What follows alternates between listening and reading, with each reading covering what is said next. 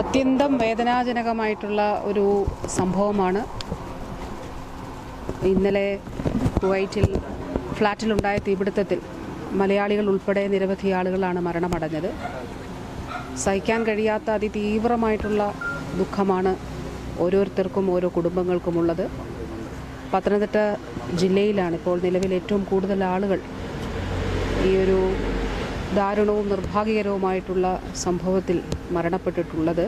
ഇന്നലെ തന്നെ കേന്ദ്രത്തോട് അടിയന്തരമായ ഇടപെടൽ അഭ്യർത്ഥിച്ചിട്ടുണ്ട്. അതുകൂടാതെ നോർക്കയുടെ എല്ലാ സംവിധാനങ്ങളും അവിടെ പ്രവർത്തിക്കുന്നുണ്ട്. ഈ ആളുകളെ തിരിച്ചറിയുന്നതിനും അതോടൊപ്പം അതിനുശേഷമുള്ള മറ്റ് നടപടിക്രമങ്ങളൊക്കെ എളുപ്പമാക്കുന്നതിനും ഒക്കെയായി നോർക്കയുടെ നേതൃത്വത്തിൽ പ്രത്യേക സംവിധാനങ്ങൾ ഒരുക്കിയിട്ടുണ്ട്. ഒരു ഇൻ്റർനാഷണൽ കോൺടാക്റ്റ് നമ്പറും അതോടൊപ്പം ഹെൽപ്പ് ഡെസ്കും അവിടെ പ്രവർത്തിക്കുന്നുണ്ട്.